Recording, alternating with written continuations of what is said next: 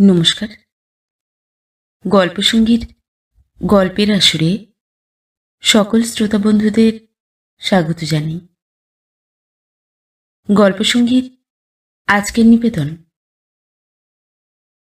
আশাপূর্ণা দেবীর লেখা গল্প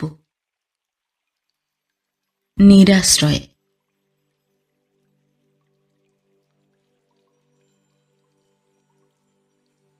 হাত থেকে জপের মালাটা আছড়ে ফেলে রংচটা টিনের ট্রাঙ্কটা গোছাতে বসেন অন্নমাসি। নিঃশব্দ তৎপরতায় যে শুধুই হাতের কাজ করে যান তা নয়, রসনাকেও খাটাতে থাকেন সঙ্গে সঙ্গে, পুরো দমে খাটান। এ বাড়িতে যে আর এক দণ্ডও থাকবেন না তিনি। এ বাড়ির চৌকাঠ পার হবার আগে এক গণ্ডূষ জলও মুখে দেবেন না। সাড়ম্বরের সেই সংকল্প ঘোষণা করতে করতে অন্নমাসি ট্রাঙ্কের গহ্বরে সুখসজ্জায় শায়িত নামাবলী আর মটকার চাদর, কেটে কাপড় আর কম্বলের ব্যাপারকে নির্মম হস্তে হিঁচড়ে বার করে আবার পাঠ করতে বসেন। ঢের হয়েছে বাবা, আর নয়। বোনপোর বাড়ি এসে খুব সুখ করে গেলাম, চিরকাল মনে থাকবে।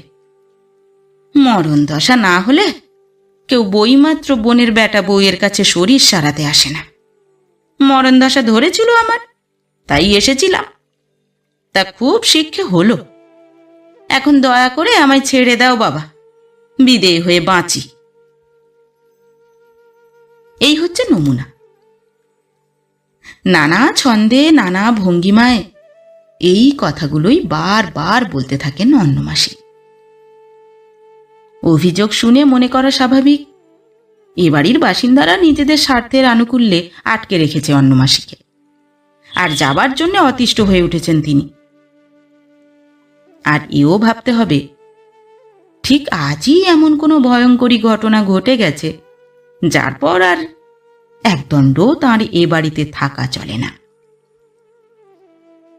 তবে পরপর 2-3টে দিনের চেহারা দেখলে অবশ্য সে ভুল ধারণা ভেঙে যাবে।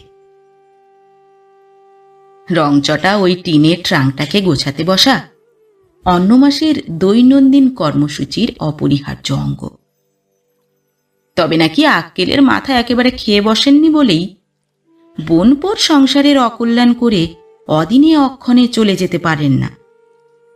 অপমানের জ্বালা গায়ে মেখে আবার সেই ভিটে জলগ্রহণও করতে হয় তাকে, সেদিনটা থেকে যেতেও হয়। কিন্তু বোনপো বউ রমলা সত্যিই কি এমন অভদ্র যে তার দুর্ব্যবহারে তার বাড়িতে টিকতে পারে না মানুষ? না, তা নয়। দুটো পাশ করা সভ্যভব্য মেয়ে সে। ঝি চাকরকে পর্যন্ত কখনো তুমি ছাড়া তুই বলে না। মার শাশুড়িকে কোনো অপমানের কথা কোনোদিন বলেছে সে প্রমাণ করুক দেখি কেউ।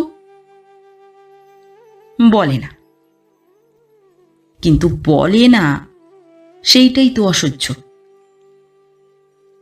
মুখের ওপর স্পষ্ট করে দু কথা বলা এর থেকে 100 গুণে ভালো।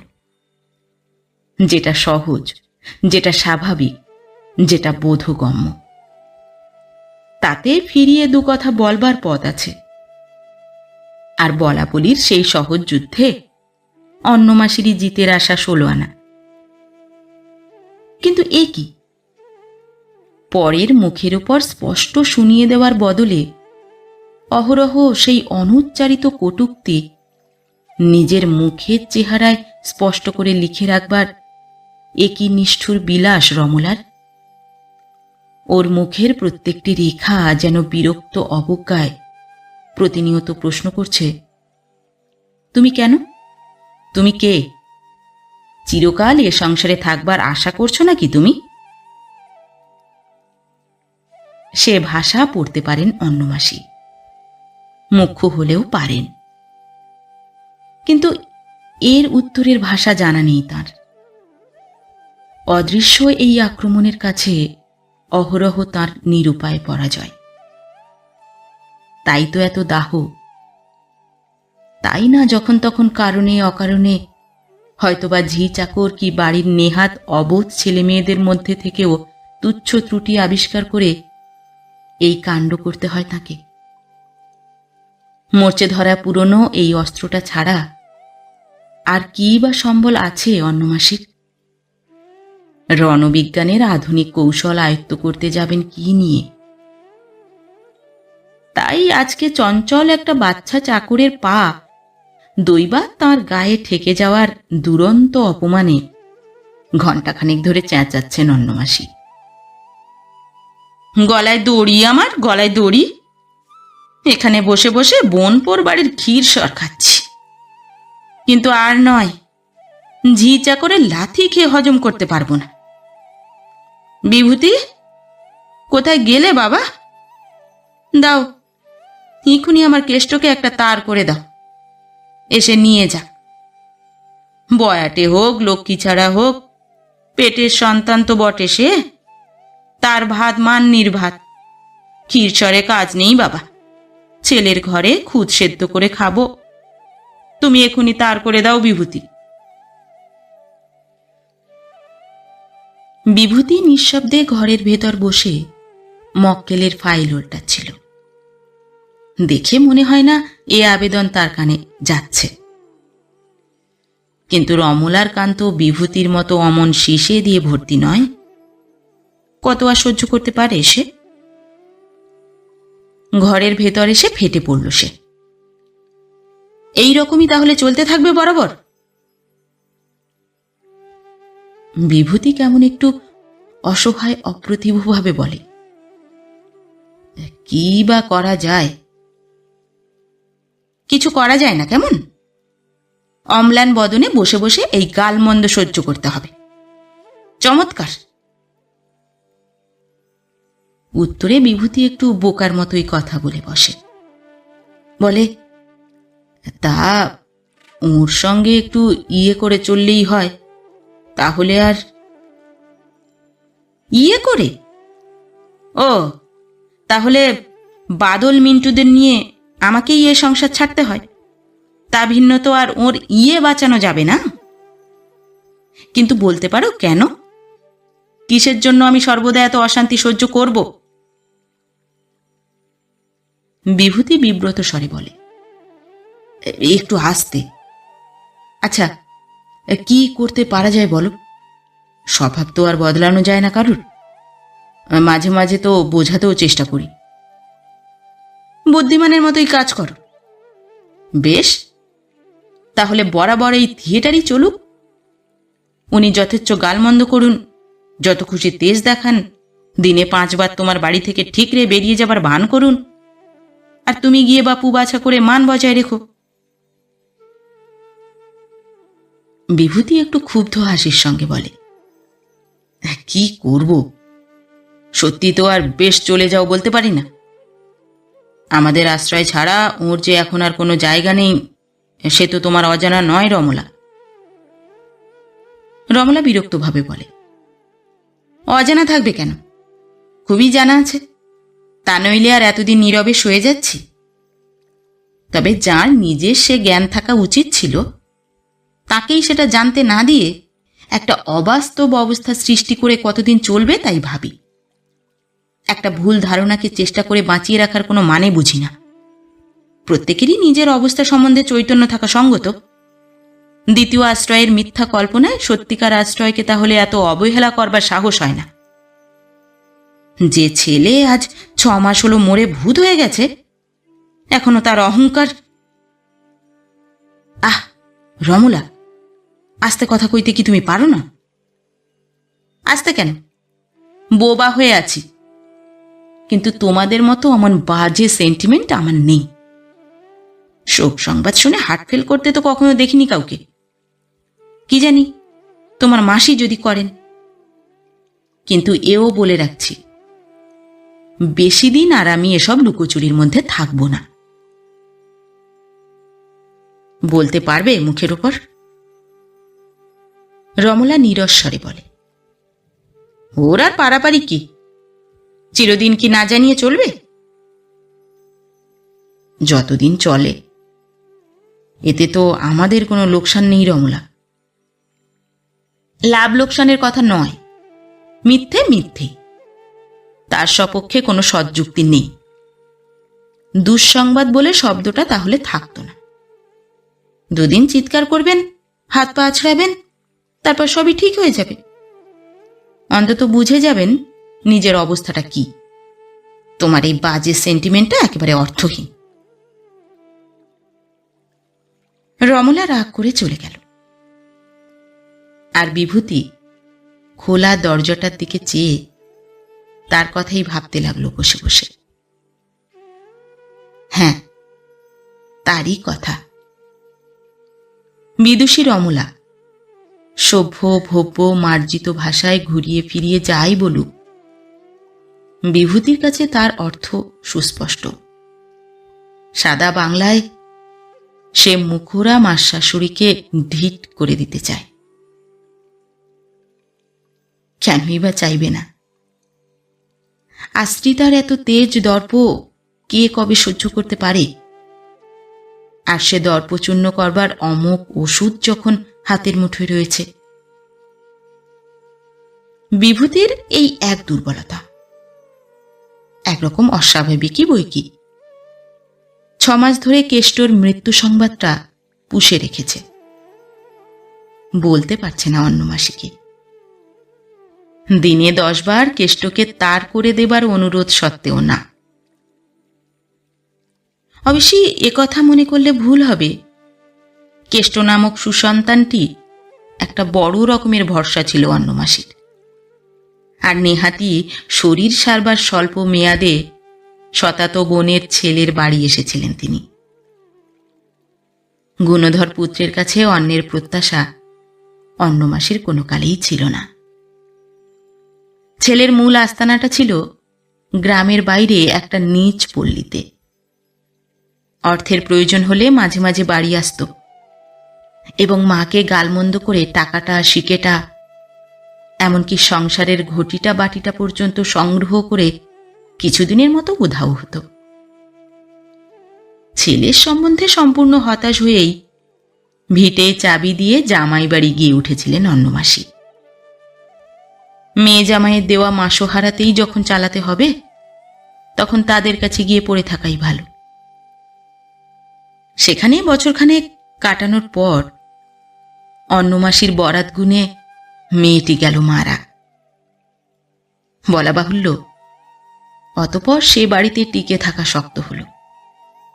মুখরা শাশুড়িকে স্ত্রীর খাতিরে যেটুকু সমীহ করে চলত জামাই, স্ত্রীর মৃত্যুতে সেটা অনাবশ্যক বিবেচনা করল।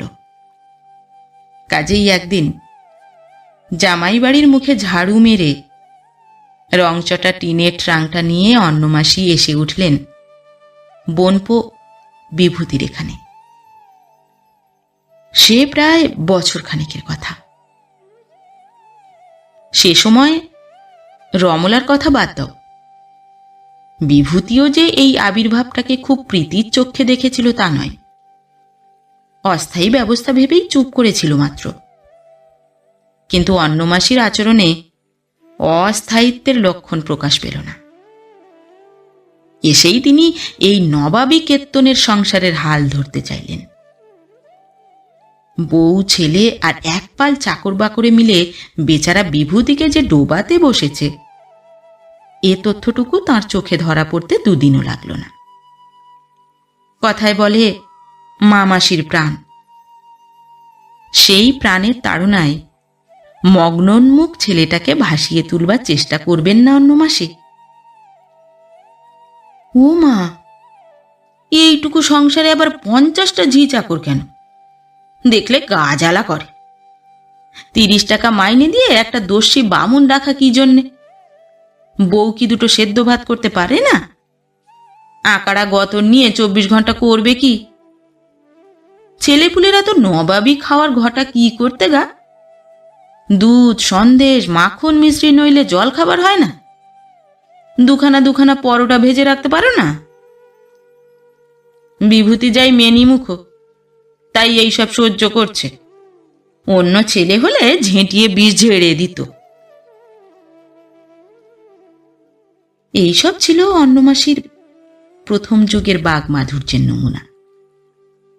তবে রমলার নিরুত্তর অগ্নিদৃষ্টি আর নিরুত্তাপ কাঠিন্যের আঘাতে অবশ্য সে যুগ কাটতে দেরি হয়নি। অতঃপর এলো সূক্ষ্ম অভিমানের যুগ। সে যুগে সাড়ম্বরে ঘোষণা করতে লাগলেন অন্নমাসী, তিনি আর এ সংসারের কি, দাসীবাদীর সামিল বই তো নয়, কি দরকার তাঁর এদের কথায় কথা কওয়া। রমলার ঔদাসীন্যের তুষার প্রলেপে সে অভিমানের যুগটাও গেছে। এখন ছেলে পুলে ঝি চাকর প্রায় প্রকাশ্যেই অবহেলা করছে, এবং শত চেষ্টাতেও রমলার সঙ্গে মুখোমুখি ঝগড়া করা সম্ভব হচ্ছে না। তাই অপমানাহত অন্নমাসী এখন মুহুর্মুহ কেষ্টকে তার করবার নির্দেশ দিচ্ছেন। আর এরা যে তাকে যাবার ব্যবস্থা না করে দিয়ে আটকে রেখেছে, সেই কথাটাই পাড়াশুদ্ধ লোককে জানিয়ে ছাড়ছেন। মধ্যবর্তী খবর শুধু এই, প্রায় মাস কয়েক আগে অন্নমাসীর দেশ থেকে মুকুন্দ নামক এক ছোকরা, বোধ করি কেষ্ট তাড়ির আড্ডার ইয়ার, এসে বাইরের ঘরে বিভূতির সঙ্গে দেখা করে গিয়েছিল। ঘণ্টাখানেকের বেশি থাকেনি। কি এক অদ্ভুত করুণার বশে কে জানে বিভূতি সে ছেলেটার আসার খবর অন্নমাসীর কাছে সেই যে গোপন করেছিল, আজ পর্যন্ত আর পারল না প্রকাশ করতে। অন্নমাসীর এত ধৃষ্টতায় নয়, রমলার শত উৎপীড়নে নয়। বিভূতি ভাবে, অন্নমাসীর আস্ফালনের সকরুণ দিকটা রমলার চোখে পড়ে না কেন? দয়া করবার মতো মহত্ব না থাক, অবহেলা করবার উদারতাটুকু নেই কেন রমলার? কেষ্টর মৃত্যু সংবাদ না জানালেও বড়লোক বোনপোর সচ্ছল সংসারের নিশ্চিত অন্নের প্রলোভন জয় করে নিশ্চিত উপবাসের দেশে ফিরে যাওয়া যে অন্নমাসীর পক্ষে নিতান্তই কঠিন, এটুকুও কি বুঝতে পারে না রমলা? একান্ত নিরুপায় ব্যক্তিকে কি করে লাঞ্ছনা করতে পারে মেয়েরা? কি করে পারে আশ্রিত জনকে ঈর্ষা করতে? কিন্তু শুধু রমলাকে দোষ দিলেই বা চলবে কেন? আশ্রিত জনের ব্যবহারেও তো দৈন্যভাব থাকা উচিত। তা নয়, তিনি এসে বিভূতির কাছে কেঁদে পড়বেন, বিভূতি, তোমার সংসারে ঝাঁটালাতি খেয়ে আর কতদিন থাকবো বাবা, এর একটা বিহিত করো। অন্নমাসীর আবির্ভাব আর অভিযোগে সচমকে চারিদিকে তাকিয়ে নিলে বিভূতি। কাছে পিঠে রমলা নেই তো, যেরকম মরিয়া হয়ে উঠেছে ও, ভয় করে। অবশ্য অন্নমাসীর পদ্ধতি অনুসারে থাকাই উচিত রমলার, দৃষ্টিগোচরে না হোক শ্রবণ গোচরে। নেহাতি যে বিভূতির অনুরোধ উপরোধে এ যাত্রা রয়ে গেলেন অন্নমাসী, সে কথা রমলা না জানলেই বা লাভ কি হল? তবু দৃষ্টিগোচরে না থাকার সুবিধায় বিভূতি আশ্বস্ত হয়ে বলে, আচ্ছা আচ্ছা, হবে হবে, অত ব্যস্ত কেন?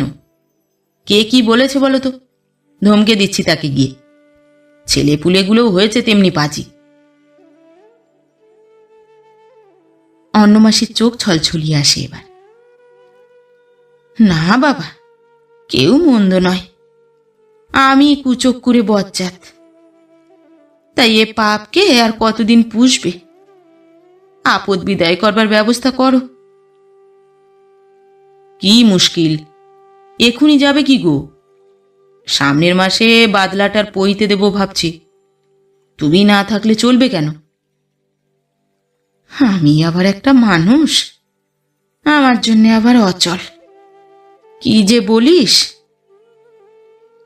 বলে আশ্বস্তির একটা নিঃশ্বাস ফেলে উঠে দাঁড়ালেন অন্নমাসী। জের টেনে বললেন, অবশ্যই ছেলেটার গলায় সুতো গাছটা দেবে বলছো, তাই থাকতেই হবে কথায় পড়ে। বৌমা পাশ করা মেয়ে, ওসব নিয়মকম্ম নিদবিরেতে কি বা জানে। তবে কাজটি মিটে গেলে কিন্তু আর একদিনও নয় বাবা, এই বলে রাখলাম। কেন কে জানে, বিভূতির চোখটা ছলছলিয়ে ওঠে। আহা, কত অল্পে সন্তুষ্ট বেচারা। সম্মানের এই ভানটুকুই কি মূল্যবান এদের কাছে। আচ্ছা, কি লোকসান এই ভানটুকুতে? তুচ্ছ করুণাটুকুতেও কৃপণতা কেন মানুষের? সস্নেহ মমতায় বলে, আচ্ছা, সে তখন দেখা যাবে। এখন তো নিশ্চিন্ত হলাম বাবা। দণ্ডি ঘরে থাকা টাকা সে কত ঝঞ্ঝাট। তোমরাও সব যত জানো তেমন কি আর আজ তোমার নিরামিষ ঘরে কি রাঁধবে বলো তো? বহুকাল পলতার বড়া খাওয়া হয়নি, আর মোচার ঘন্ট। রাঁধো না। অন্নমাসি একগাল হেসে বললেন, শোনো পাগল ছেলের কথা, মোচা কি অমনি রাঁধবো বলেই রাঁধা হয়? রাতে কুটে ভিজিয়ে রাখতে হয়, তবে না? আজ তো হবে না, আসছে কাল মঙ্গলবার, মোচা খেতে নেই। সেই তোমার সে পরশু। বিভূতি হতাশভাবে বলে, হায় কপাল, পরশু অবধি টিকলে হয়। 60 জ্যৈষ্ঠীর দাস, কি যে ছাইভস্য কথা কোষ। বলে আর একবার 60 বানিয়ে হৃষ্টচিত্তে নিরামিষ ঘরের উনুনে আগুন দিতে যান অন্নমাসি। পাশের দালানে জ্বলন্ত উনুনের চেয়েও আগুন হয়ে রমলা যেখানে গুম হয়ে বসে আছে, সেদিকে একটা কটাক্ষ করে যেতে ভোলেন না। ঘটনার চেহারাটা প্রায় এই একরকম। কি করে তবে মার শাশুড়িকে সমঝে দেবে রমলা? নিজের স্বামী যে তার প্রতিবন্ধক। আর মজা এই, স্বামীকে যেন মনে মনে ভয় লাগে তার। মুখে যতই আস্ফালন করুক, ভয়টা ভেতরে থাকেই। কিন্তু কথায় বলে, চোরের 7 দিন, সাধুর 1 দিন। রমলার কি একটা দিনও আসবে না? মক্কেলের কাজে দিন 3 জন্য আসানসোল যেতে হলো বিভূতিকে।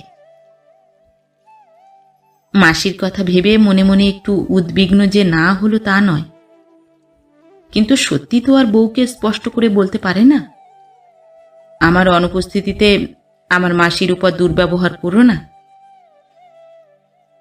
আবার 4 দিন পরে এসে প্রথমেই কিছু আর মাসির কুশল বার্তা নেবার ফুরসত হয় না। খেয়াল যখন হলো, তখন রহস্য করে বললে, মিন্টু, মিন্টু, তোর অন্য ঠাকুমার কণ্ঠ নীরব কেন? বাড়িটা আনকা ঠেকেছে যে। মিন্টু সভয়ে একবার মার মুখের পানে চেয়ে মুখ নামালো। 11-12 বছরের পাকা মেয়ে, জগতের অনেক তথ্যই বোঝে। মেয়ের মুখের দিকে তাকিয়ে রমলাও মুখ নামালো। কি মায়ে মেয়েতে এত মুখ তাকাতাকি কিসের? বিরক্ত ভাব গোপন করল না বিভূতি, এবং বাপের বিরক্তির ভয় নয়। বোধ করি পৃষ্ঠবলের ভরসায় মিন্টু তাড়াতাড়ি বলে ফেললে, কেষ্ট কাকার মরার খবর জেনে পর্যন্ত 2 দিন ধরে একটিও তো কথা বলেন না অন্য ঠাকুমা, শুধু ঘরের ভেতর বসে থাকেন চোরের মতন। মিনিটখানেক স্ত্রীর দিকে নিঃশব্দে তাকিয়ে থেকে বিভূতি একটা বিদ্রূপের হাসি হেসে বলে উঠল, এত বড় সুযোগটা আর অবহেলা করতে পারলে না কেমন? তিরস্কারের উত্তর তৈরি রেখেছিল রমলা, বিদ্রূপের জন্য প্রস্তুত ছিল না। একবার থতমত খেয়েই জ্বলে উঠল সে। সেও বিদ্রূপের স্বরে বলে উঠল, ভয় পেও না, আকস্মিক আঘাতে উন্মাদ হয়ে যাননি তোমার মাসি। 2 দিন চুপ করে আছেন, বোধ করি নিতান্তই চক্ষু লজ্জার দায়। দুঃসংবাদ উনি আজ নতুন শুনলেন না, যথাসময়েই শুনেছিলেন। তবে হ্যাঁ, কোটি কোটি নমস্কার করতে হয় তোমার মাসি পিসির চরণে। একমাত্র সন্তানের মৃত্যু সংবাদ একেবারে হজম করে ফেলে 6 মাস ধরে সেই ছেলের নাম নিয়ে নিয়ে থিয়েটার করা যে মানুষের পক্ষে সম্ভব, এ তোমাদের বাড়ি এসেই দেখলাম।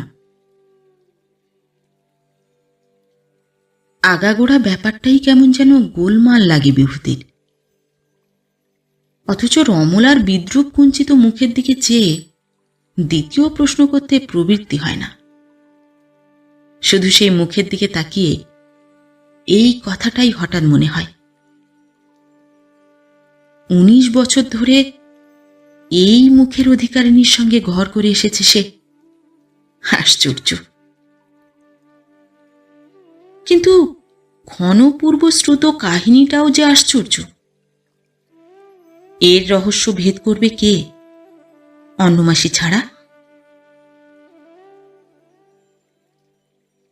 ঘরে ঢুকে প্রথমটা নজরেই পড়েনি। তাকিয়ে দেখা গেল রংচটা সেই ট্রাঙ্কটার পেছনে নিজেকে যথাসম্ভব গোপন করে সত্যিই যেন ধরা পড়া চোরের মতো বসে আছেন অন্নমাসি। বিভূতিকে দেখে আরও একটু জড়সড় হলেন। ট্রাঙ্কটার উপরেই বসে পড়ল বিভূতি। বিনা ভূমিকায় বলল, বাড়ি যাবে অন্নমাসি? বাড়ি? হঠাৎ যেন অকুলে কুল পান অন্নমাসি।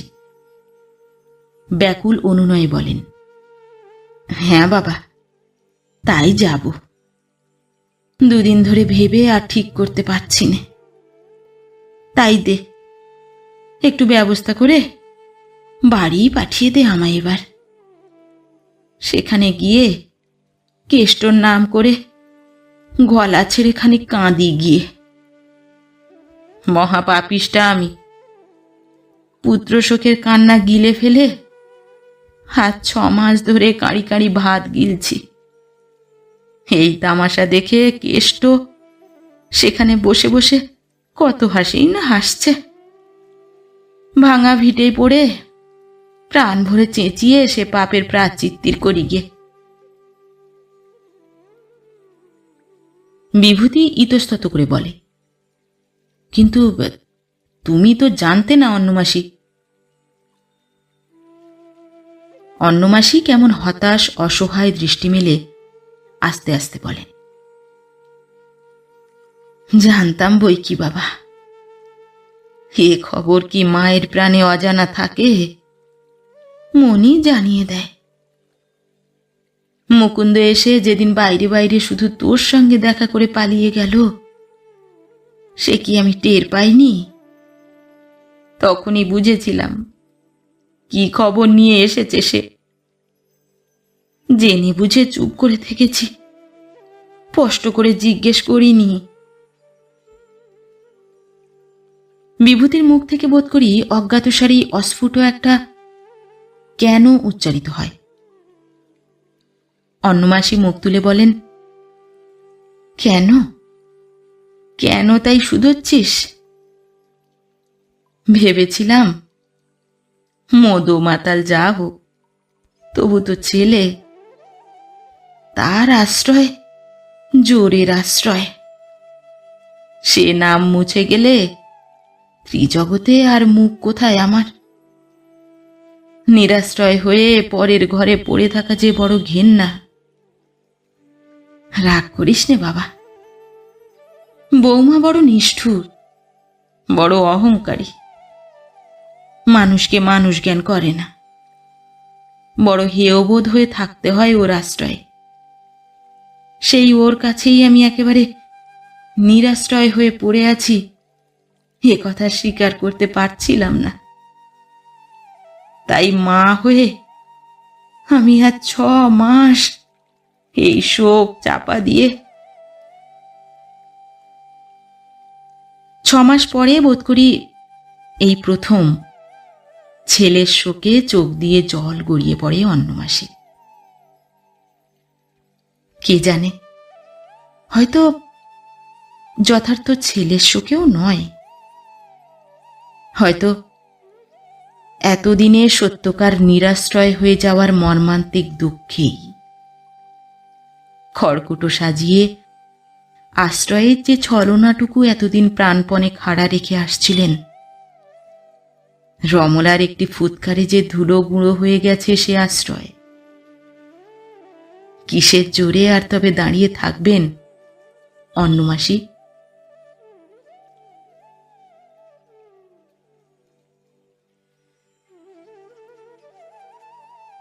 নমস্কার। নতুন একটি গল্প নিয়ে খুব শিগগির ফিরে আসছি। ততক্ষণ সবাই ভালো থাকবেন, সুস্থ থাকবেন। গল্প পাঠ কেমন লাগলো অবশ্যই কমেন্ট করে জানাবেন এবং ভিন্ন ভিন্ন স্বাদের অডিও স্টোরি শোনার জন্য অবশ্যই চ্যানেলটি সাবস্ক্রাইব করবেন। ধন্যবাদ।